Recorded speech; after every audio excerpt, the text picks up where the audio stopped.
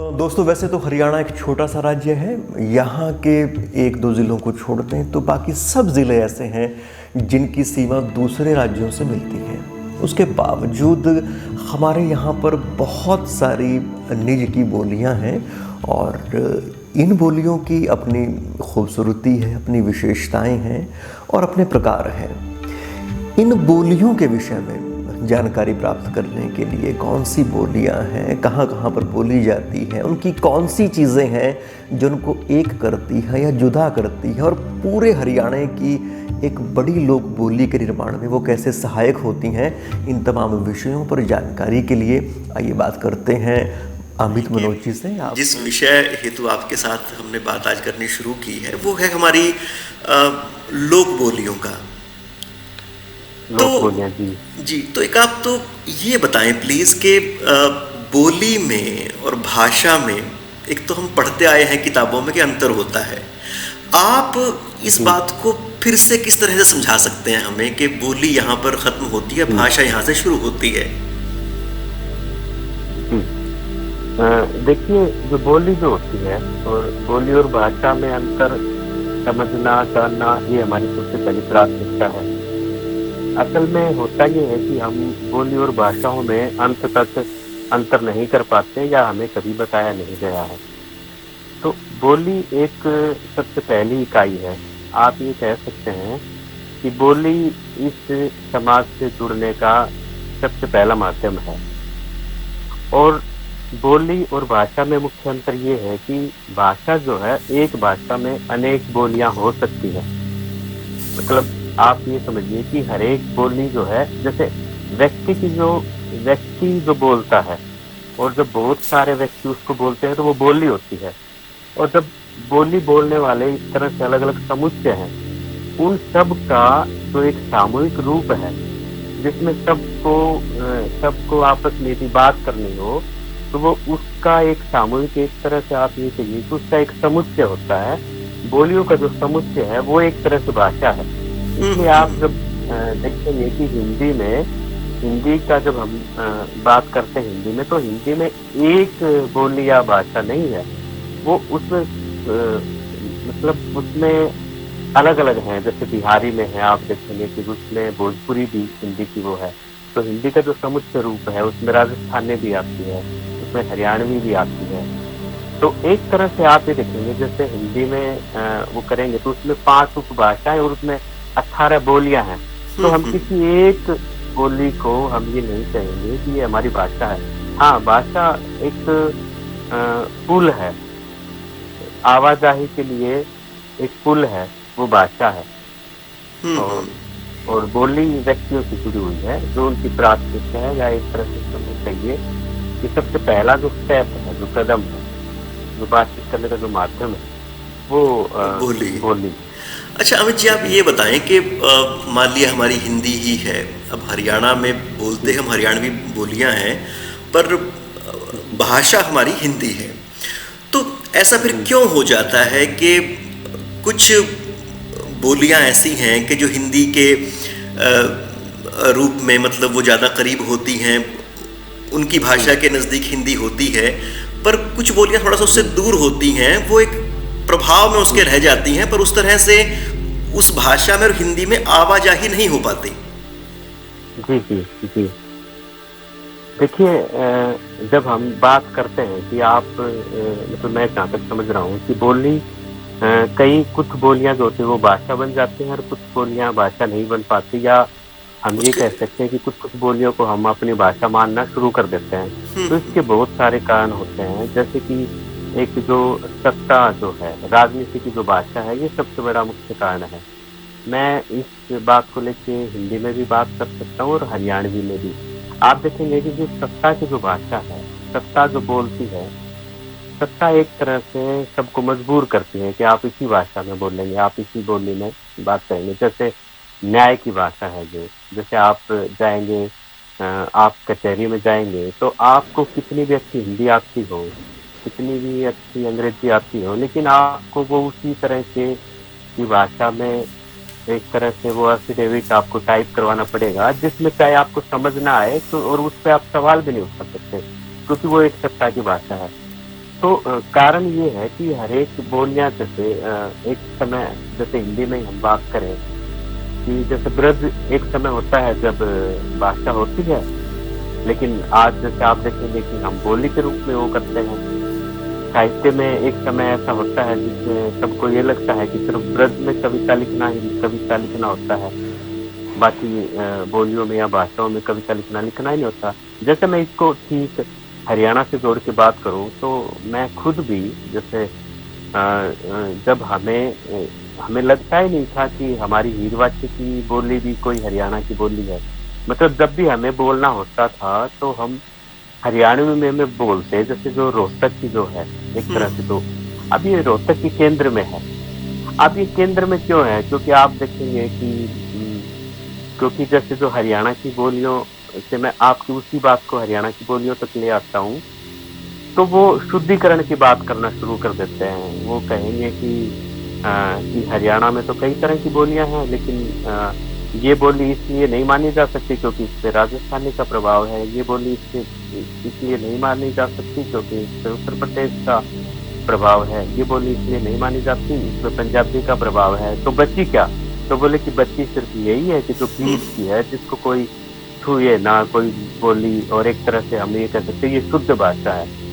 तो उसमें क्या है कि जो राजनीतिक रूप से भी आप देखेंगे कि जिस क्षेत्र की वो भाषा है या बोली है, उससे लोग हमेशा प्रभावशाली ज्यादा रहे हैं।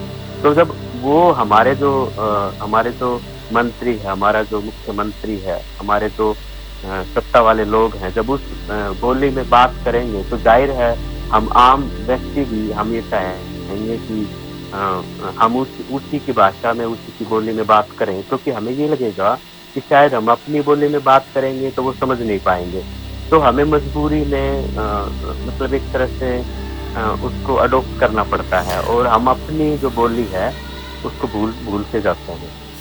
और अमित जी, इसमें तो आपने कहा कि समझ नहीं पाते, दिमाग में ये रहता है, ये तो खैर रहता ही होगा शायद, पर एक शायद कहीं ना कहीं ये भी लगता है कि ये मानने लगते हैं हम जो बीच केंद्र से दूर हैं, दूसरे राज्यों की सीमाओं के साथ जिन लोगों की ज़िले की सीमा लगती है, गांव की सीमा लगती है, वो ये मानना शुरू कर देते हैं कि उनकी जो बोली है उसमें वो प्रभाव नहीं, उसमें वो दबदबा नहीं, उसमें वो हैसियत नहीं झलकती। तो जब वो हरियाणवी को खास तरह से बोलते हैं रोहतक के स्टाइल में, तब उनको लगता है कि आप हाँ दूसरों को प्रभावित कर सकते हैं। हाँ, ये आपका बिल्कुल कहना सही है, क्योंकि जब हम हरियाणा की बात करते हैं तो मतलब हरियाणा में जैसे हमारे जैसे जो सॉफ्ट कवि के लोग हैं, तो उनको हरियाणवी नहीं माना जाता। असल में उनको ये कहा जाता है कि आप हरियाणा के लगते नहीं हैं, क्योंकि आपकी बोली में भी हरियाणवी ठसक नहीं है, आप चलते भी हरियाणवी की तरह नहीं है। तो ये जो कारण है कि उसमें एक राज्य का प्रभाव जमाने के लिए कि ताकि हमें लगे कि हम बहुत एक ताकतवर भाषा बोलते हैं, हम मतलब हमारी भाषा में एक तरह से ताकत है, एक दम है। जैसे अब आप देखेंगे कि एक व्यक्ति जो रोहतक की बोली बोलेगा वो, और एक हीरवाटी की बोली बोलेगा, तो आप रोहतक वाले की बात ज्यादा सुनेंगे क्योंकि वो थोड़ा जोर दे के बोलेगा, और वो जो हीरवाटी की बोली बोलेगा उसमें विनम्रता थोड़ी ज्यादा होगी। तो वो जब तक अपनी बात पूरी करेगा तब तक तो वो रोहतक वाला अपनी बात पूरी करवा भी चुका होगा। तो ये एक मुख्य कारण है कि उसमें जो पारंपरिक जो छवि है जो हमारी, ये बहुत मदद करती है। और एक तरह से मैंने बताया ना कि जब बोली जो है व्यक्तियों की स्थापित होने का भी एक माध्यम है। जैसे आप हर जगह तो ये कह नहीं सकते कि मेरी जाति को स्थापित किया जाए, लेकिन बोली को आप कह सकते हैं, क्योंकि बोली आपका एक माध्यम है, आप उससे जुड़ सकते हैं लोगों से। आप बोली एक सबसे कोमल एक वो होता है हमारे अंदर कि आप उसको लेके किसी पे हमला कर सकते हो, आप मतलब किसी को आप अपना बना सकते हो, किसी को आप, मैं थोड़ी सी बात आपको वो करता हूँ, आपको आप देखिएगा जब आप अलग अलग बोलियों के लोग मिलते हैं और मान लीजिए आपके साथ भी एक और व्यक्ति हो, तो आपको जब बात करनी होगी अपनी, तो आप तुरंत से अपनी वाली बोली में बोल देंगे उसको। जैसे आप औरों से बात करेंगे तो बड़ी औपचारिक होके करेंगे, लेकिन उसको कोई भेद की बात है वो उसको बता देंगे आप। तो वो एक तरह से कनेक्ट करने का सबसे बड़ा जरिया भी होता है। बिल्कुल सही आपने कहा। और दूसरा, अगर इस चीज़ को हम देखें तो अगर एक व्यक्ति अपनी बोली को भी बदल के बोले, मतलब अपनी स्थानीय बोली ना बोल के, अगर कोई आदमी यमुनानगर का रहने वाला है, अम्बाला का रहने वाला है, पंचकूला का रहने वाला है, वो भी खास प्रभाव में आके हरियाणवी बोले, तो ये तो बोली का प्रयोजन ही सर्वथा जाता रहा। हाँ जी, आप जो बात कर रहे हो ना, ये बहुत बड़ी बात है कि कई बार हम अपनी बोलियों को बदलते भी हैं। और जैसे ये एक शब्द है, इसका मतलब वो लोक में प्रचलित है कि बोली बदले गोली, एक वो है। आप ये देखेंगे कि जब आप बोली बदलते हैं तो आप कहीं ना कहीं विश्वास को कम करते हैं। लोग आपसे ही किसी तरह से विश्वास कम करने लग जाते हैं। वो क्या कहते हैं, बात अरे है। अपना बोली का ही नहीं हुआ, आप अरे ये अपनी बोली का ही नहीं है तो हमारा कहाँ से होगा। तो एक तरह से, क्योंकि आपके लिए सबसे पहली जो बोली है वो इसका एक दरवाजा है इस दुनिया में, मतलब प्रवेश करने का एक दरवाजा है। तो भले ही आप देखेंगे, और जब आप बोली देखिए, बोली सीखना गलत बात नहीं है, बोलियों को मतलब जानना गलत बात नहीं है, लेकिन सिर्फ आप किसी प्रयोजनवश आप अपनी बोली को नकार कर सिर्फ और बोली या भाषा को ही सीखे, वो गलत है। बिल्कुल सही आपने कहा। और ये तो जी। आपने तो बहुत महत्वपूर्ण जगह पर चोट मारी है। अच्छा, एक और शायद बात ये लगती है कि जब एक व्यक्ति उस इलाके का नहीं होता और उस तरह की बोली की वो कॉपी करता है, नकल करता है, तब जिस तरह की आपने बात कही कि ना तो वो उस तरह की बोली बोल पाता है, तो कहीं ना कहीं उसकी बात में जो गंभीरता है उसको कम आका जाता है। उसको एक तरह से कहीं ना कहीं एक मजाक का पुट वो बनता रहता है सबके लिए।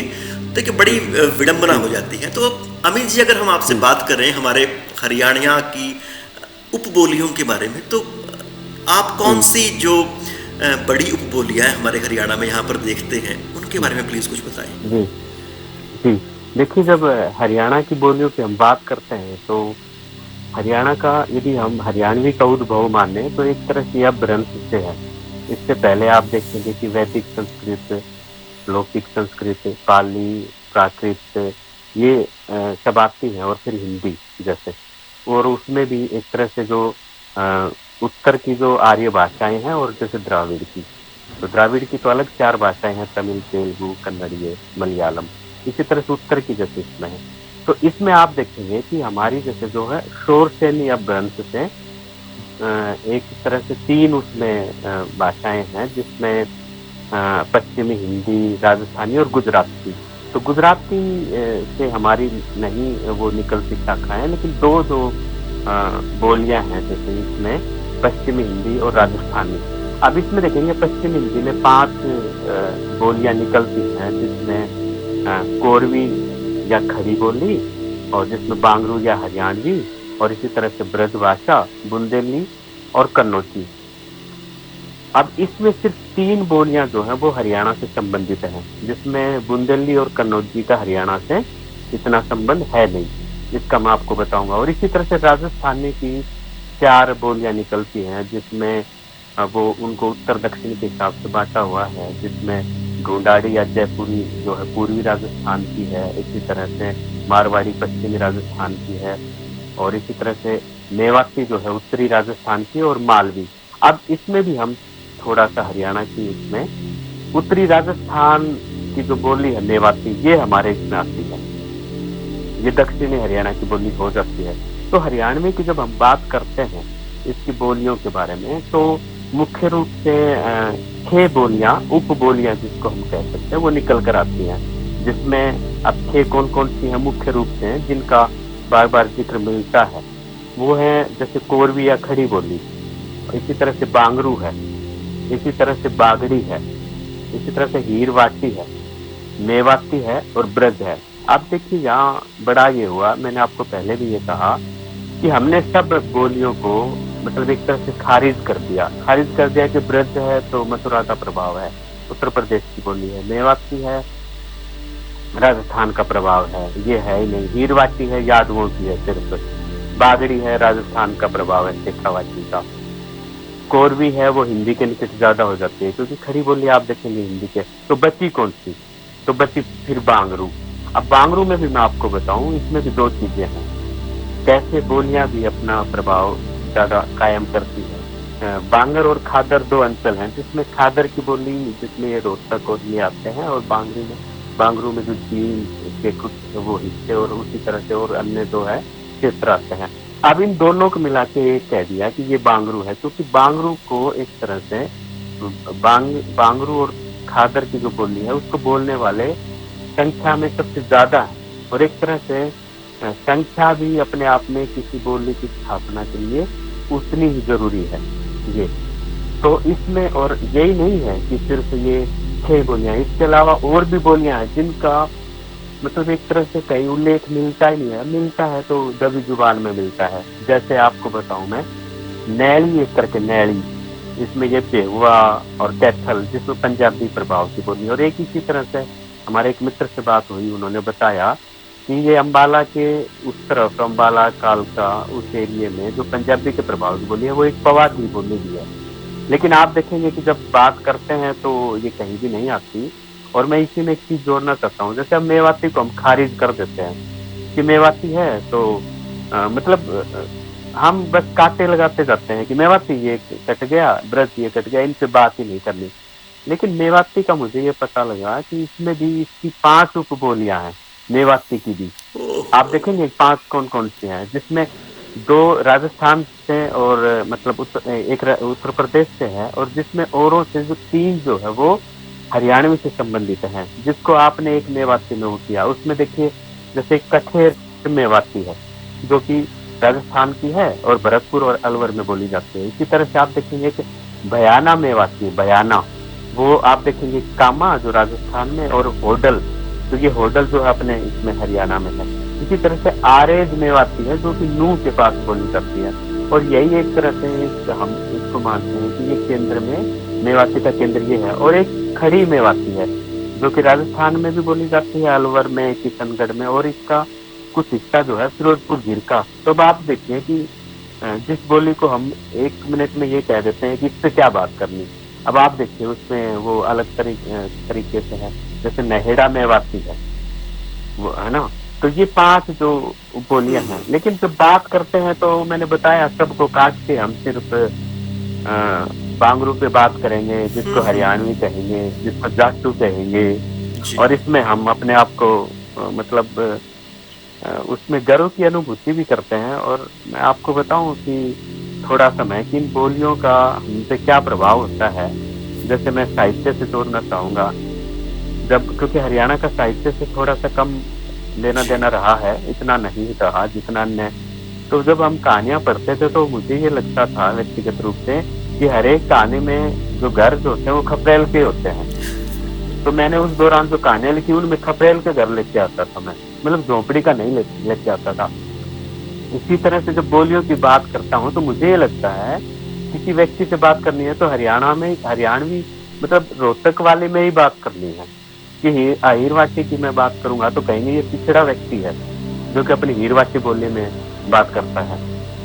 लेकिन इसमें भी आप देखेंगे कि हम जो दूसरे जो लोग हैं, जैसे जो रोहतक वाले उस क्षेत्र से नहीं है, हम लोग भी, हमारे मन में भी इसको लेके कुंठा है। जैसे कि देखिए हम हरियाणवी में बात नहीं करेंगे, हमें लगेगा कि ये क्या गंवारों जैसी भाषा बोल रहे हैं। जैसे मीटिंगों में यदि कोई हरियाणवी में बात करता मिल जाएगा तो हमें लगेगा कि इसको सेंस नहीं है।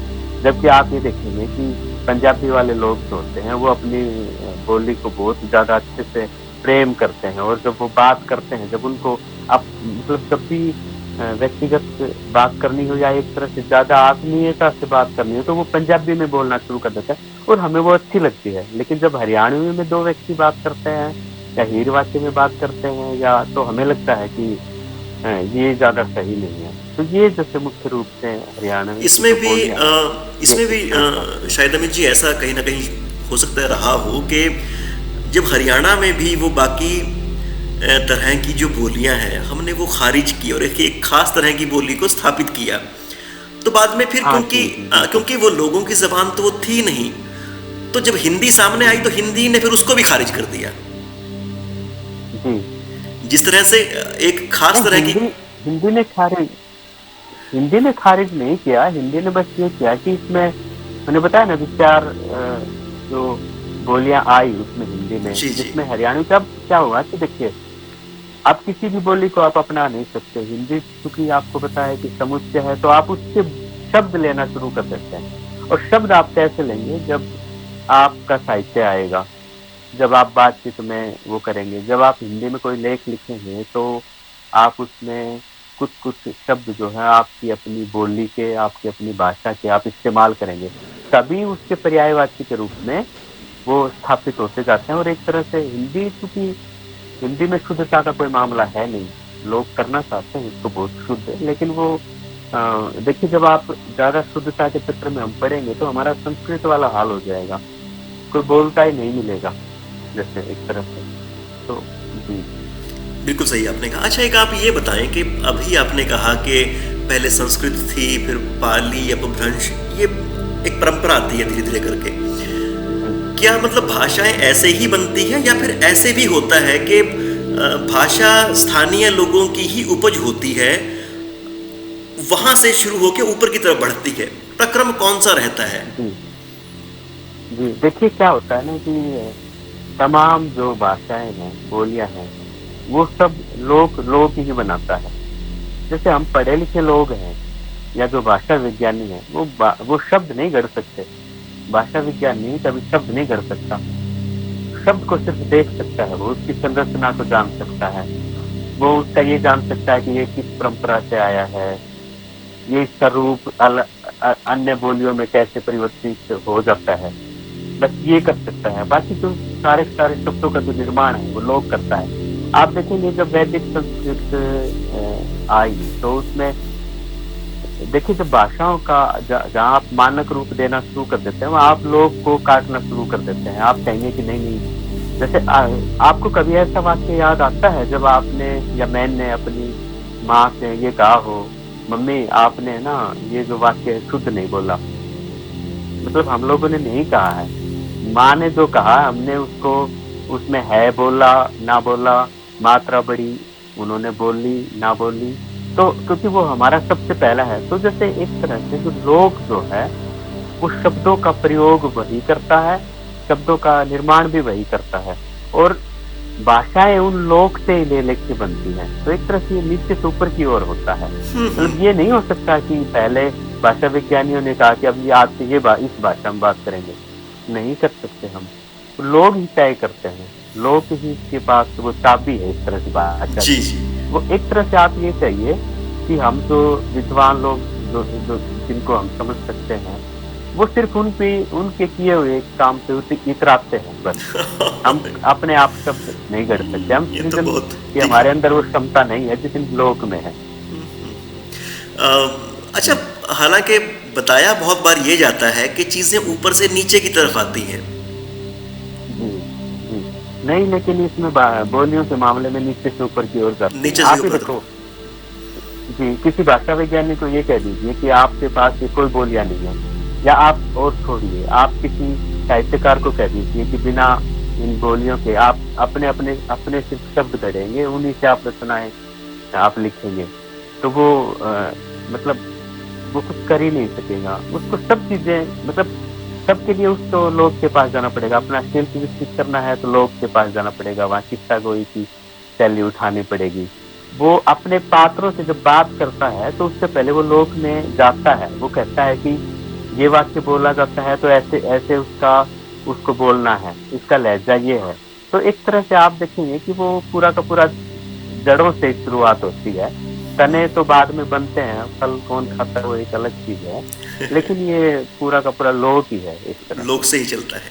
अच्छा, एक आपने जिस तरह से उदाहरण दिया कि मेवाती में जैसे कई तरह की उपबोलियां हैं, उपबोली की भी बहुत सारी उपबोलियां हैं, तो और अगर इसी चीज को अगर हम और देखें, अगर मान लिया पंचकुला भी हमारा जिला है, अब पंचकुला भी हमें लगता है खास तरह की बोली वाला इलाका होगा, पर उसमें भी बहुत सारी विविधता है।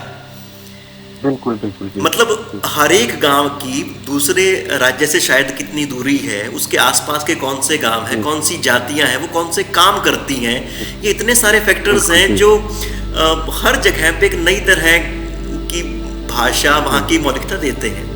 देखिए, बोलियां जो होती है ना, वो किस तरह से बनती हैं। जैसे हवा देखते हैं ना हम, हवा आप देखेंगे कि हवा एकदम से एकदम से उसकी गंध नहीं बदलती।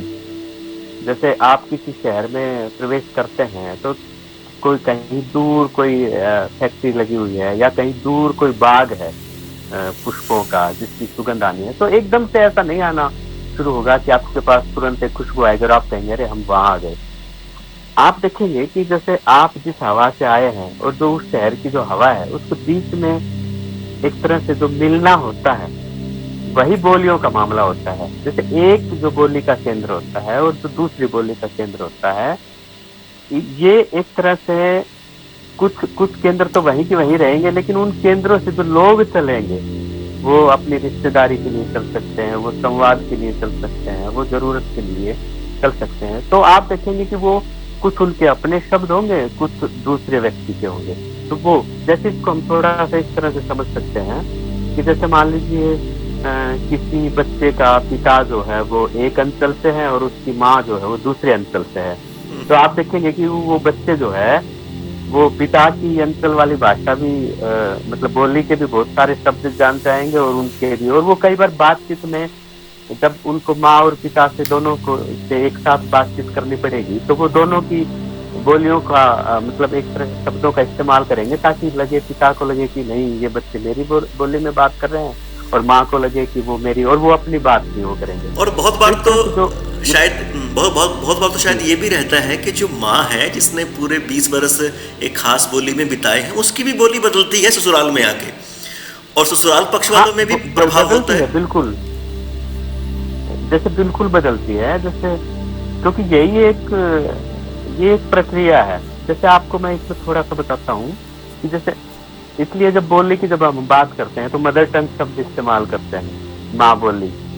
और आपको पता है ये जो हरियाणवी में एक गाना आया है जिसमें वो कहता है, बड़े गर्व से कहता है कि देसी देसी ना बोला कर छोरी रहे, इस दुनिया की इस देसी की सैनिया दुनिया हो रही है, मेरी माँ बोल रहे जो बोली वह ना बदलू मैं, मेरी तरफ से क्लियर मैडम सॉरी रहे। मतलब वो ये कह रहा है मेरी माँ जो बोलती है ना मैं उस बोली को नहीं बदलूंगा, मेरी इसलिए मैं आपसे सॉरी बोल लूंगा। मतलब मुझे माँ बोली से इतना प्रेम है कि मैं आपको छोड़ सकता हूँ, नहीं रखूंगा, आपको त्यागना वो कर सकता हूँ इस तरह से। तो ये है कि वो जो उसका पहला लगाव है जैसे। और एक मैं इसको थोड़ा सा और समझा सकता हूँ आपको थोड़ा सा, जैसे वाटर कलर होते हैं जो बच्चे पेंटिंग वेंटिंग इस्तेमाल करते हैं, या ऑयल कलर होते हैं जिससे हम पेंटिंग करते हैं। तो आप देखिए जैसे 2 कलर आपको अलग अलग इस्तेमाल करने हैं तो आप दोनों कलर को मिला दीजिए, आप थोड़ा सा उसको लेंस से देखिए या थोड़ा सा गीला हुआ तो आप देखेंगे कि जैसे नीला रंग है और लाल रंग है, जैसे मान लीजिए या पीला रंग है, वो दोनों एक जगह मिक्स हो जाते हैं, वो ग्रीन हो जाता है जैसे। तो वो जैसे जो है तो नीले ने कहा मैं नीला हूँ, पीले ने कहा मैं पीला हूँ, और वो बीच का है वो कहता है ठीक हम तो दोनों के हैं। अच्छा एक मनोज जी आप ये बताएं प्लीज कि हमारे हरियाणा की जो ये हरियाणवी बोली है, अगर इसको एक पूरे क्षेत्र के अंदर हम ढांप सकें, एक नाम दे सकें, तो ये भाषा क्यों बन नहीं पाती? ऐसा वैसे बहुत सारी जगह रहा होगा, राजस्थान के साथ रहा होगा, आपने यूपी के और बिहार के उदाहरण दिए उनके साथ रहा होगा, ये भाषा क्यों नहीं बन पाई? और इसके भाषा ना बन पाने का यहाँ की लोक भाषा को किस तरह का नुकसान रहा, किस तरह की संभावनाओं से वो वंचित रही, उसके बारे में प्लीज बताएं कुछ। तो जो बोलियां भाषा बनती हैं तो वो तो पूरा का पूरा संख्या पे आधारित होता है। अब इसमें भी उसमें मौखिक बोली तक सीमित होना नहीं रहता, उसमें आपको उतना ही साहित्य सृजित करने की आवश्यकता है, पत्र पत्रिकाओं का प्रकाशन भी उतना ही जरूरी है ताकि आपको ये लगे कि ये एक तरह से क्रियान्वित है या अभी भी शुरू है एक तरह से। तो आप जब देखेंगे कि हमारा हरियाणवी में सबसे बात यह है कि इतना अभी ना तो मानक रूप हो पाया है हरियाणवी का, और ना ही इतना अभी साहित्य आया नहीं है कि उसको जैसे भाषा का दर्जा दिया जाए। तो मैं तो ये कहता हूँ जो बोलियां हैं वो भी अपने आप में वो भाषा ही है, भले ही उसको किसी सूची में ना शामिल किया गया हो। क्या अहिरवासी में क्या वो जो औरतें हैं क्या उन्होंने अपने गीत बोलियों में गाने छोड़ दिए? वो क्या कहेंगी कि हमारे संविधान में है नहीं तो हम इस बोली में बात नहीं करेंगे। तो एक तरह से मैं ये कहता हूँ कि ये सिर्फ एक राजनीतिक मामला होता है जिसमें बाकी आप बात कीजिए, आप संवाद कीजिए, आपको लगता है, आप ये मत कीजिए कि मेरे को अपनी बोली जो है भाषा बनवानी इसलिए पत्रिका निकालनी, नहीं। आप लोगों से बातचीत करने के लिए पत्रिका निकालिए। बहुत जब सही। आपके पास इतनी सारी चीजें होंगी वो तो अपने अपने आप आप भाषा बन जाएगी। हाँ, और वो तो एक माध्यम है, आपको इससे क्या मतलब है कि बोली है, ये भाषा है, मतलब आपका एक पुल है, आप उससे चलिए, आप उससे मतलब अपना काम कीजिए। तो इस तरह से ये, और हिंदी में भी, हिंदी कहाँ है, हिंदी कोई भाषा ही नहीं है, हिंदी में भी बोलियां हैं। हिंदी को भी हम खड़ी बोली कहते हैं। अब देखिए, खड़ी के साथ बोली शब्द तो वहां भी है, वहां मैं ऐसे क्यों नहीं बोलते खड़ी भाषा है, तो वहां भी बोली, बहुत बोली के बिना हमारा चलता नहीं काम। बहुत महत्वपूर्ण, यानी कि भाषा अपनी स्तर पर रहे, अपनी तरह से विकसित हो, और बोलियां अपनी तरह से वो रहे, तो एक दोनों प्रक्रिया साथ साथ है, जा जब सकती भी हैं। जब आलस को लगेगा तो वो बात कर लेगा। तो इसी तरह से हम अपनी बोलियों में काम करते रहेंगे, और जब किसी को लगेगा ये इससे बोलने वाले ज्यादा है, इसका प्रभाव ज्यादा है, अपने आप शामिल हो जाएगी वो। अच्छा मुझे आप प्लीज़ ये बताएं कि अगर हम फिर से समझना चाहें जो आपने हरियाणा की उपबोलियां बताई हैं, तो उनको थोड़ा सा क्षेत्रवार आप अगर समझा सकें कि कौन सी उपबोली अच्छा, हरियाणवी में वो हाँ कहाँ तक रहती है, फिर उसके बाद कहाँ तक आती है, ठीक है उसके बारे में प्लीज़ बताएं। जी। हाँ, देखिए, मैं है ना मोटा मोटा आपको जैसे बताना चाहूंगा। जैसे पूरे हरियाणा को यदि हम एक तरह से बांटें तो इसके कई अलग अलग अंचल हैं। जैसे हम पहले ये बात करेंगे कोरवी, जो खड़ी बोली जिसको हम कह देते हैं, ये आप देखेंगे कि अम्बाला में, कुरुक्षेत्र में, करनाल में। और एक और मैं बात बता रहा हूँ, क्योंकि ये रेखाएं जो हैं, सीमाएं राजनीतिक रूप से होते हैं, बोलियों के रूप से नहीं। देखिए, बोलियों के रूप से होते तो हम पंजाब के साथ कभी नहीं मिल सकते थे, हमें दिल्ली में ही मिलाया जाता, क्योंकि हम दिल्ली की भाषा के ज्यादा निकट हैं। तो इसी तरह से इन सब बोलियों का एक एक जैसे कोई अंडाकार आकार है, कोई गोलाकार है, जैसे कोई पता लगे कि ऐसे एक सीधी सी एक सड़क है कि सड़क के इस तरफ है ना, ये बोली जाती है, ये बोली जाती है। पैच जिसको हम कहते हैं, पैच टाइप है ये। अब उस पैच में किसी डिस्ट्रिक्ट का कोई गांव आ जाता है, किसी डिस्ट्रिक्ट का कोई गांव आ जाता है।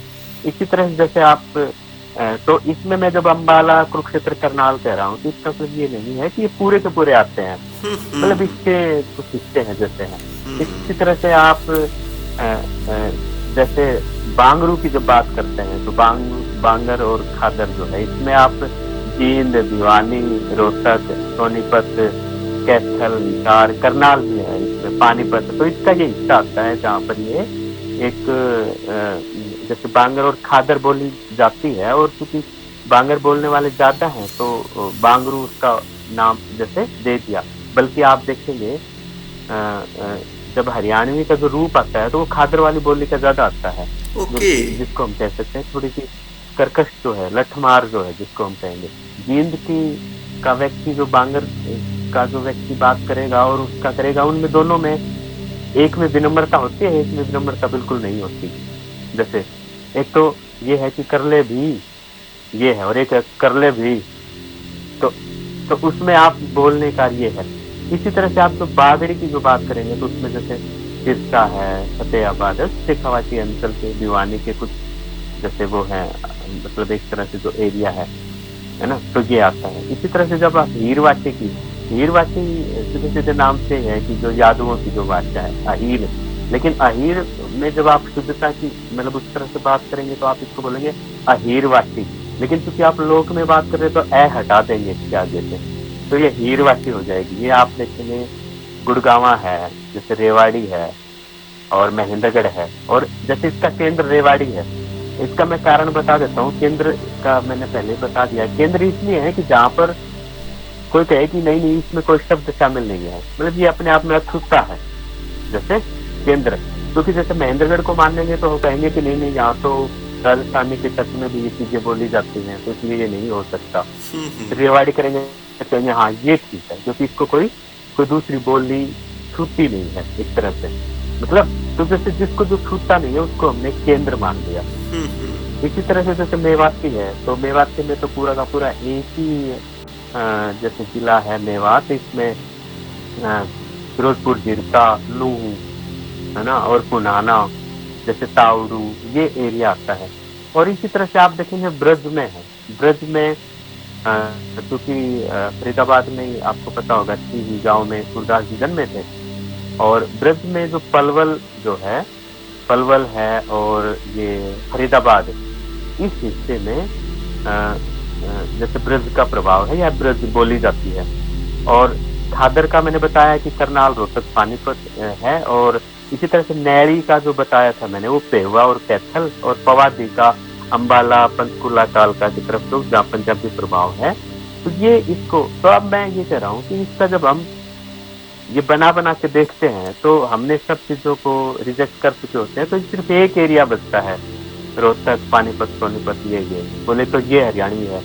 तो ये बड़ा जोर दे के लोगों ने कहा है कि शुद्ध हरियाणवी है। शुद्ध का मतलब है जिसमें किसी बोली का कोई शब्द नहीं है। तो मतलब ये उनको शायद पता नहीं कि जब किसी बोली का कोई शब्द नहीं होगा तो वो बोली धीरे धीरे खत्म हो जाएगी और लोग उसको अपनाएंगे नहीं धीरे धीरे, क्योंकि वो अपनी बोलियों में बात करने लगेंगे। जी बिल्कुल सही कहा। अच्छा, एक आप ये बताएं कि जो हालांकि आपने कहा है कि पूरा खेल तो संख्या का और राजनीतिक दबदबे का है किसी बोली की स्थापना में, तो पर फिर भी आप ये बताएं कि जो हमारी मूल बोलियां हैं, उपबोलियां हैं हरियाणवी की, उनकी क्या विशेषताएं हैं? क्या लठमार ही एकमात्र जैसे हमने पर्याय के रूप में मान लिया है, इसके अलावा और कौन सी विशेषताएं हैं जिनके नाते हम पहचान सकते हैं कि एक हरियाणा की बड़ी तस्वीर उभरती है? उनको प्लीज बताएं। जी, देखिए जो बोलियां जो होती है ना, मैं तो ये कहूँगा कि सिर्फ एक ही बोली है जो थोड़ी सी, जिसमें मतलब थोड़ी लठमार है, बाकी सब बोलियां मतलब बहुत ही सॉफ्ट तरीके से बोली जाती है। अच्छा, एक अमित जी, आपको मैं बीच में इंटरप्ट कर रहा हूँ, प्लीज आप ये बताएं कि क्या ये बोली जिसको हमने लठमार बोली कह दिया, क्या ये शुरू से लठमार थी या फिर इसको लठमार की तरह विकसित भी किया गया है किसी स्टेज पे जाके? असल में क्या है ना, देखिए ये लहजा होता है, जो बोलियों को जो बनाता है वो लहजा बनाता है। जैसे मैं हीरवाची की बात करूं तो उसमें महेंद्रगढ़ की, रेवाड़ी की, नारनौल की बोली है तो हीरवाची, लेकिन लहजे के कारण वो अलग भी है। तो इसमें एक तरफ की बोली को हमें ये लगेगा बोलता है और एक में लगेगा ये थोड़ा सा गुस्से में बोलता है। तो लठमार का मतलब मेरा अभिप्राय मतलब इस तरह का नहीं है कि लठ लेकर किसी को मार, नहीं वो तो हाँ जी है, मतलब थोड़ा सा जैसे मतलब उनका भी उतना ही प्रेम होता है, जैसे एक तरह से वो बोलते हैं कि, तो ऐसा नहीं है, उसमें उतना ही प्रेम होता है। नहीं, मैं जो हमें यूँ लगता है कि ये डांट तो नहीं मार रहे जी अमित जी, मैं जो बात आपसे कह रहा हूँ वो ये कह रहा हूँ कि जो जिसको हमने लठमार या खास तरह की हरियाणवी बोली कह दिया, क्या वो अपने मूल स्वरूप में ऐसी थी या फिर उसको भी इस तरह की फॉर्म दे दी गई समय के साथ साथ ताकि खास तरह से प्रभावित लोगों को करे? उसके बारे में पूछ रहा हूँ कि क्या वो अपने विशुद्ध रूप में है या फिर डिजाइंड है वो? नहीं, मुझे ये लगता है कि वो तो अपने विशुद्ध रूप में ही है, लेकिन और जो बोलियों वालों ने ये मान लिया कि ये हमारी बोली है असल में। तो देखिए जैसे कोई भी बोली को हम ये मानना शुरू कर दें तो हम वैसा ही बोलना शुरू कर देते हैं। तो इसका हरियाणवी की जब बोली की बात आती है तो मुझे भी ये लगता था पहले कि हरियाणा की बोली का मतलब है कि बांगरू। मैं सच बता रहा हूँ आपको, मुझे लगता ही नहीं था कि हीरवाची भी हरियाणा की बोली है, जैसे जब मैं पढ़ता था तब। ये तो बाद में समझ में आए कि चीजें की कितनी सारी बोलियां हैं और सिर्फ हम इसलिए खारिज कर दी जाती है कि आपका ये है, आपका ये है, आपका ये है।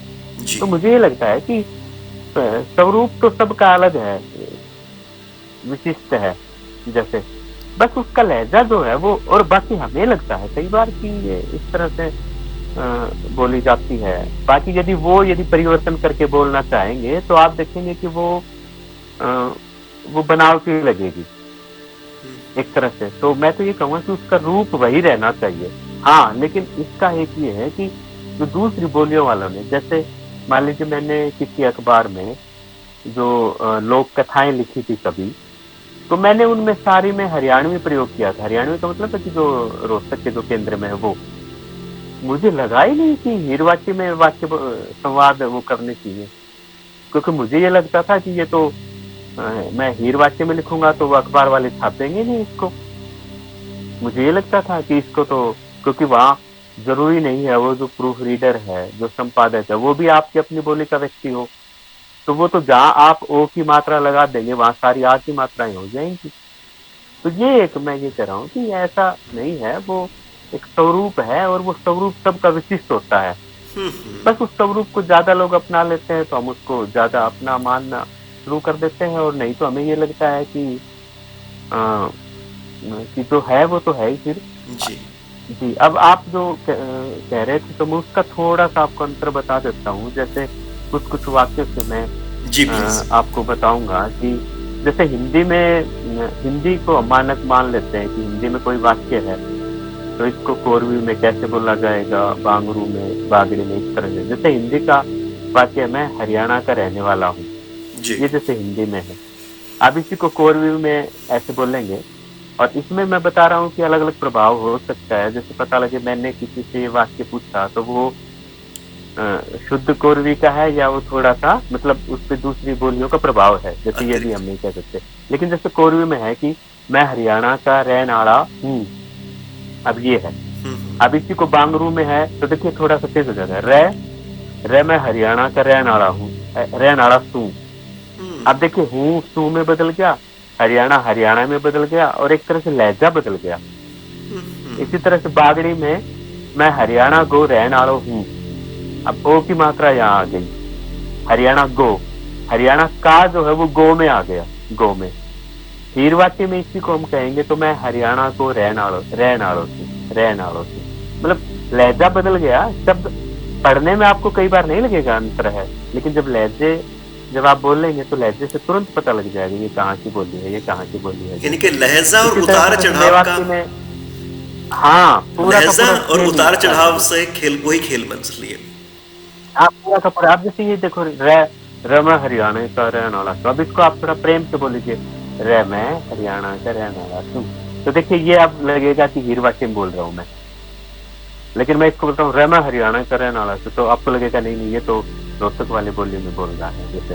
तो शब्द तो वही है, लेकिन वो थोड़ा सा लहजे से अंतर हो गया। अब जैसे इसी को मेवाती में बोलेंगे तो वो है मैं हरियाणा को रहने वाला हूँ। अब जैसे उनके लहजा अलग है, जैसे ब्रज में है, ब्रज में अलग है जैसे थोड़ा सा। इसी तरह से मैं कुछ कुछ वाक्य और बता देता हूँ। जैसे आपका नाम क्या है, तो कोरवी में बोलेंगे तेरा के नाम है, बांगरू में र के नाम से तेरा, बागड़ी में थारो नाम के है, हीरवाटी में थारो नाम के से, मतलब है से में बदल गया। मेवाती में तेरो नाम कहा है, कहा, तेरो नाम कहा है। जैसे ब्रज में है का नाम है तिहारो, का नाम है तिहारो, जैसे ये हो गया। जैसे मैं एक शब्द और वो आपको कहना चाहता हूँ, जैसे बापू जो शब्द है, बापू अलग अलग बोलियों में जैसे अलग अलग बोला जाता है, लेकिन मेवात में आके है ना बच्चे ऐसे बोलते हैं मेरा बाप है, ऐसे बोलते हैं। मतलब हम नहीं बोल सकते, हम पिता बोलेंगे, पापा बोलेंगे, बापूजी बोलेंगे, बाबूजी बोलेंगे, लेकिन हम कभी ये नहीं कहेंगे बाप मेरी बात सुनो। लेकिन मेवाती में जैसे आप देखेंगे बाप सीधा सीधा ये एक तरह से संबोधन का शब्द है। बच्चे जब स्कूल में आते थे तो वो ऐसे कहते थे बाप ये मास्टर जी बुला रहे हैं। जैसे कोरवी में गुरना, गुरना, जैसे बांगरू में गुरेन है, जैसे बागड़ी में इन है, और हमारे यहाँ तो वाक्य में गुरान है। जी जी, और हमारे यहाँ तो इंगा भी कहते हैं, इंगे ना जा, इंगे ना जा। इंगे, मैंने बताया ना वो अलग अलग, जैसे एक ही उसमें एक ही बोली के अंदर भी अलग अलग वो मिल सकते हैं आपको, हिस्से मिल जैसे मेवाती में इतकू, इतकू, और ब्रज में इतकू ही होता है, जैसे वो बताया ना एक बोली का दूसरे। लेकिन जब आप देखेंगे जैसे दूरी के हिसाब से आप कोरवी का शब्द जो है, ये जो बुराना है, ये ब्रज में जाके या मेवाती में जाके इतकू हो जाता है। तो बुराना और इतकू का यदि आप तुलना करेंगे तो आपको लगेगा कि ये अलग किसी क्षेत्र की भाषा है और ये अलग किसी की है। लेकिन जब साथ साथ करेंगे तो आपको महसूस नहीं होगा कि ये हम मतलब एक यात्रा नहीं करते आप, तो आपको लगेगा ही नहीं कि आपने अब आप इसमें आ गए। और दूसरा एक और भी है, जो उरान है और जो इतकू के बीच का जो ये संगम समय कह लें, संगम वो जगह कह लें, वो भी है जहाँ पे दोनों है या फिर दोनों भी नहीं है, कोई और है। अब इसी को मैं थोड़ा सा और बताता हूँ। जैसे अब लड़कियां शब्द है, लड़कियां कुछ बताऊंगा आपको। अब लड़कियां हमारे कोरवी में छोरी बोलेंगे या जकाप्ती बोलेंगे, जागती जागती तो जागती फिर छोकरी। अब इसको बांगरू में छोरियां बोलेंगे और इसको बागड़ी में भी छोरियां बोलेंगे, हीरवाती में छोरी हो जाएगा और मेवाती में ये बिल्कुल अलग हो जाएगा, लड़कीन हो जाएगा। बहुवचन में जब करेंगे लड़कीन, मतलब लड़की के साथ ईन लगा देंगे। और ब्रज में ये जाके बिल्कुल बदल जाएगा, लाली हो जाएगा, लाली जैसे। इसी तरह जैसे सुंदर शब्द है, सुंदर बड़ा अच्छा शब्द है। अब सुंदर हिंदी में सुंदर हो गया, कोरवी में सुथरा है और इसमें बांगरू में भी सुथरा ही है ये, लेकिन बागड़ी में सूणो शब्द हो जाएगा, सूणो मतलब सूणो मतलब सूणा, सोना जिसको हम कहेंगे। और इसी तरह से हीरवाच्य में दोनों शब्द चल जाएंगे, सूणा और सोनी। अब मेवाती में ये मलूक हो जाता है शब्द, मलूक। और ब्रज में भी जैसे वही है, जैसे कटोरी से आप लगा सकते हो, कहीं वो कोल्ली हो जाती है, कहीं चाली हो जाती है, कहीं वो बाटी हो जाती है, कहीं वो वो चमली हो जाती है, जैसे तो अलग अलग है। जैसे भैंस शब्द है, भैंस, अब हमारे यहाँ तो भैंस बोला जाता है, लेकिन आप देखेंगे कि कई जगह मैंस बोला जाता है, मैंस। तो ये जैसे इसमें और भी है, मतलब शब्द, जैसे हम इस पे कितनी भी बात कर सकते हैं जी। अच्छा, एक और चीज़ आप ये बताएं कि हालांकि हम ये पूरी बातचीत के दौरान देख पा रहे हैं कि एक ख़ास इलाका है जिसको हमने आदर्श हरियाणवी का गढ़ मान लिया है, और जो बाकी जो बोलियां हैं उनकी स्थिति उसके सामने थोड़ी सी पतली है। पर इस मामले में भी क्या ऐसा नहीं है कि जो मतलब बाद की जो हिस्से रह गए, जो मेन हरियाणवी के अलावा जो हिस्से रह गए, उनमें भी एक प्रभाव में अलग अलग हिस्से हैं, मतलब उनमें भी कुछ बोलियां, कुछ उपबोलियां ऐसी हैं कि जिनकी स्थिति बहुत ही मार्जिनलाइज है। मान लिया कि कोई जो बहुत छोटे हिस्से में पंचकुला की बोली जाती है, तो नितांत अपने आप को बहुत छोटी स्पेस में वो पाती है, या फिर हो सकता है कि यमुना के साथ का जो इलाका है वो एक खास तरह से अपने आप को पाता है। तो यानी कि जैसे आपने अहीरवाटी की बात कही, तो फिर भी एक बड़ी लोक बोली है, पर कुछ बोलियां ऐसी हैं जिनकी स्थिति दूसरी तरह से भी काफी खस्ता है इस मामले में। जी हाँ, नहीं ये है, ये बिल्कुल देखिए, एक तो संख्या का मामला और दूसरा एक संकोच का मामला भी है। जैसे मतलब संकोच मतलब उनको लगेगा कि हमारे बोलने वाले थोड़े से कम हैं, तो हम इसमें नहीं बात करेंगे। तो ये है, जैसे नैली जो बता रहा मैं, ये पेवा और कैथल में वो है। इसी तरह से जैसे आप पवादी जो है वो अम्बाला पंचकुला उसमें, लेकिन जब हमारे भाषा विज्ञानी जो है इनका बोलियों का वर्गीकरण करके देखते हैं, तो नैली और पवादी का तो मतलब वो किया ही नहीं जाता इस तरह से। तो ये तो है कि हमारे इसमें भी, और ये भी हम मान लीजिए अभी मोटा मोटा देख पाए हैं, हो सकता है और बोलियां हो, तो इसमें काम करने की जरूरत है, जरूरत काम करने। तो आप एक ये बताएं कि क्या अगर हम किसी व्यक्ति की बोली सुने, तो मुझे लगता है कि वो हम व्यक्ति के बारे में ज्यादा बेहतर जान सकते हैं। बिल्कुल बिल्कुल। उसकी व्यक्ति की जो प्रकृति है, मान लिया हमें पता करना है किसी इलाके के लोग कैसे हैं, तो उनकी बोली के थोड़ा सा सामीप्य में आप चले जाएं, तो ज्यादा बेहतर आपको वहाँ के लोग की, वहाँ के जनमानस की, उनके व्यवहार की, उनकी अपेक्षाओं की हो सकती है। जी नहीं, ये बात बिल्कुल सही है बोली का। जैसे आपको मैं बात बताऊं कि जैसे कई बार हम लोग भी दूसरे जगह जाते हैं, तो अब जैसे मेरे जैसे व्यक्ति की तो कद काठी इतनी विशाल है नहीं कि कोई देख के डर जाए। तो जैसे अब सामने वाले कलर से बात करनी है और मुझे अपना काम करवाना है, मान लीजिए, अब तो मैं नहीं कह रहा, लेकिन तो मैं जानबूझ के हरियाणवी बोलता था, अरे भाई काम कर दे हमारा, ताकि उसको ये लगे कि ये उस एरिया से है जो थोड़ा सा सख्त है। यदि मैं हीरवाचे में बोलता तो शायद उनको ये लगता कि ये तो एक बेचारा वैसे ही दिखने में भी कमजोर है और एक तरह से बोल भी कमजोर ही रहा है, तो इसका क्या करना। तो ये भी एक कारण है कहीं ना कहीं हमारा जैसे उसके पीछे प्रभाव का और इसका जैसे। अच्छा अमित जी, आखिर में बस आपसे हम प्लीज इतना जानना चाहेंगे कि किस तरह से हमारी जो माँ बोलियां हैं, जो मदर टंग्स हैं हमारी, इन बोलियों को हम कैसे बचा सकते हैं, कैसे जुड़ सकते हैं, कैसे इनको सेलिब्रेट कर सकते हैं और कैसे इनको आने वाली पीढ़ियों के लिए संरक्षित कर सकते हैं। हाँ हाँ बिल्कुल, बहुत अच्छा आपने अपने अच्छी बात जैसे की, और मैं इसमें इसी इसी वीडियो में आपको भी बधाई देना चाहता हूँ, जैसे आपने मुझे एक काम करने के लिए उकसाया। मतलब जैसे आपने जब वीडियो डाला कि अलग अलग बोलियां जो हैं, तो सच बताएं कि यदि आप नहीं ऐसा करते तो मैं जो इतनी बातचीत कर पाया हूँ मैं आपके सामने, तो शायद मैं सोचता ही रह जाता और मुझे अपनी हरियाणा की नैली पवाती के बारे में नहीं पता लगता। दूसरा मैंने ये सोचा कि जैसे मैं बोल रहा हूँ तो हर बार तो मौखिक रूप सुरक्षित रहता ही नहीं है, तो फिर हम क्या करें जिससे मतलब वो बोली जो है उसका एक तरह से मूल रूप पा जाए, क्योंकि बाद में तो उस पे जो रिसर्च होंगी उस तरह से आएंगी चीजें। तो मैंने जैसे प्रेमचंद की जो कहानी है ठाकुर का कुआं, उसका अपनी बोली में वो किया।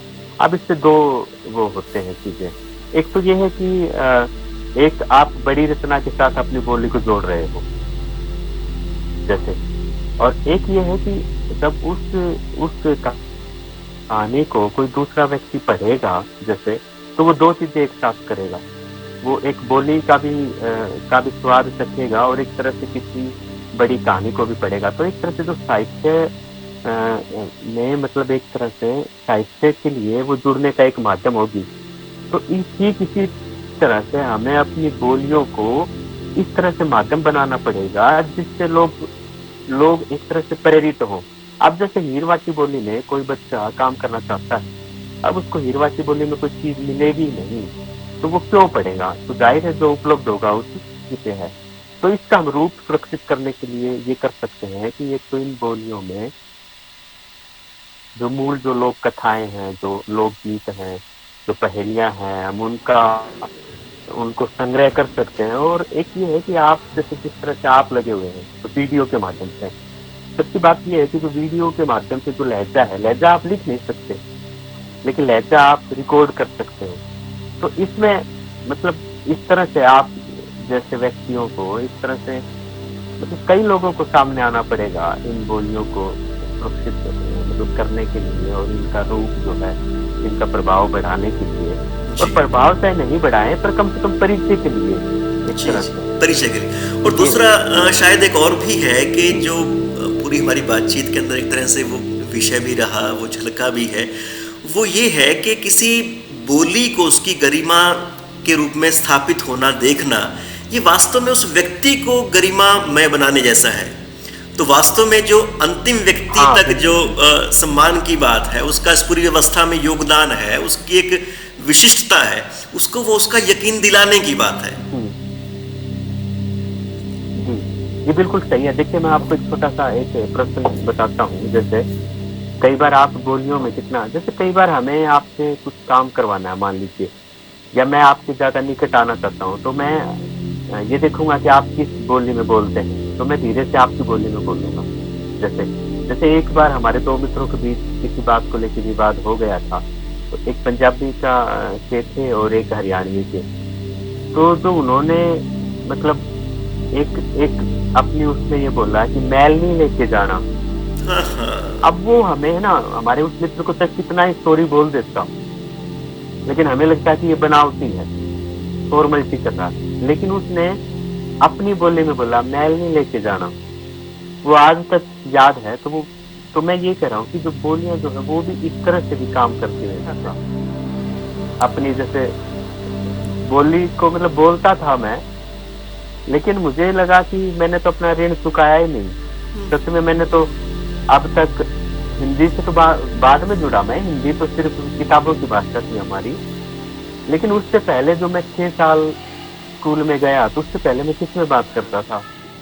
मैंने भी कभी इसमें कुछ लोकगीत वगैरह इकट्ठे किए थे हीरवाची बोली में। तो मैं आपको कुछ अब मैं नहीं जानता आपका मैं कितना समय ले रहा हूँ। नहीं, मेरे पास तो पूरा समय है मेरे लिए, तो ये प्लीज। लेकिन मैं आपको कुछ बानगी बता देता हूँ कि उससे फिर थोड़ा सा मतलब मैं अंदाजा हो जाएगा। इसको गा तो नहीं सकता, लेकिन शब्द जो है जिस तरह से जैसे लोकगीतों से हम बहुत अच्छे तरीके से किसी भाषा का स्वरूप हम देख सकते हैं, जान सकते हैं। जैसे एक है जच्चा मतलब प्रस्तुता जो होती है, ठीक है, तो उसका है, तो वो उसी में आपको इन लोकगीतों का लहजा इनका जो मतलब एक तरह से इनके जो अर्थ हैं, इसमें जो छुपे हुए अर्थ हैं वो सामने आपके सामने आएंगे थोड़ा थोड़ा करके, और कैसे संवाद की कैसे होती है। जैसे जट्टा का है कि जट्टा की कटोरी जीव जलेबी भावे से ऊका सुसरा ने गिरवी धर दो। मतलब अब जलेबी बाती है तो, लेकिन पैसा है नहीं तो क्या करें, तो वो कहते हैं कि उनका ससुरा ने मतलब उसके ससुर को गिरवी रख दो और सासू के लागन दो ब्याज, और सास के ब्याज लगने दो। जैसे ये है तो जट्टा की कटोरी जीव जलेबी भावे से उनका ससुरा ने गिरवी धर दो, सासू के लागन दो ब्याज। इसी तरह जैसे बात जो है एक परंपरा है बिल्कुल ब्याह शादी में जो गाई ब्याह जाती है, के तो इसमें जैसे बीरा एक शब्द आता है, बीरा भाई के लिए जो इस्तेमाल होता है। हाँ जी जी, तो वो कहते हैं कि जैसे बीरा ने चीनी हवेली, जी बेबे ने नोट दई बेली।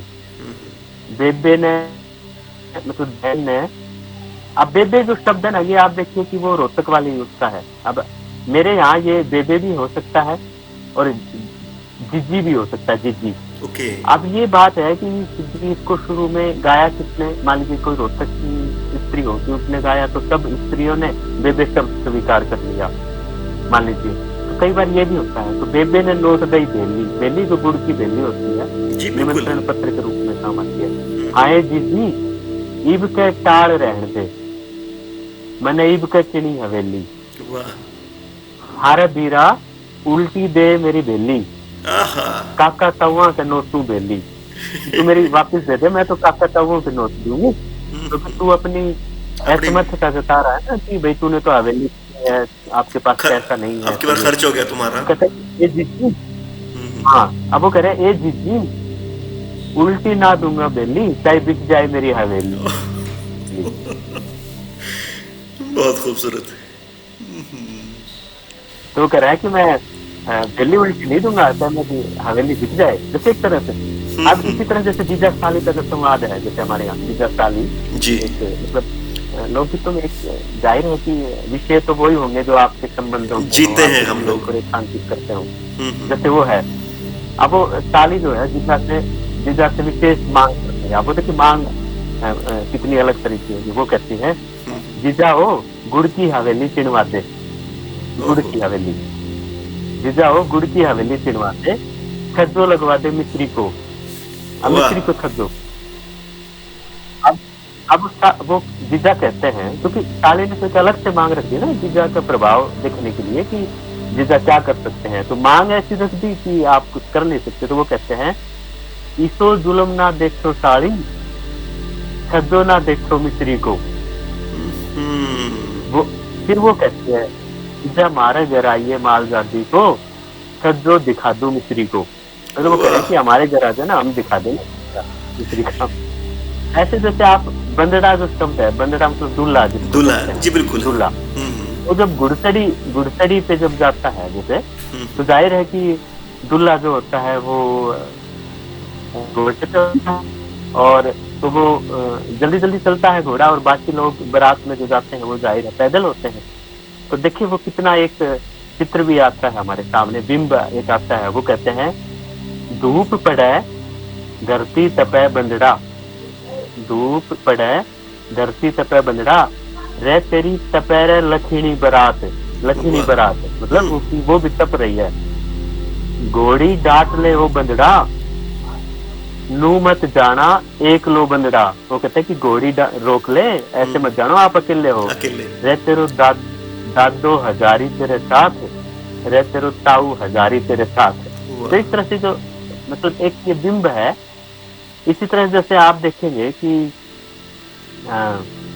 जैसे ससुर और बंदड़ी जो बन्नी जो होती है, जो नई दुल्हन है, उसका भी संवाद कितना खूबसूरत इन्हीं लोकगीतों में देखने को मिलता है। ऐसा हमें किसी रचनाओं में इतना नहीं मिलता जैसे जो साहित्य की है, जितना वो वेद की बात जो है वो लोकगीत कैसे कहते हैं, क्योंकि लोक भाषा में, लोक बोली में संभव हो पाया। जैसे वो कहते हैं बैंक चौबारा में खड़ी बंदड़ी, रे तेरो गहणु थोड़ो से, के तेरो गहणु थोड़ो से। वो पूछता है कि तू चौबारे के बाहर जो खड़ी है तो क्या तेरा गहना थोड़ा है?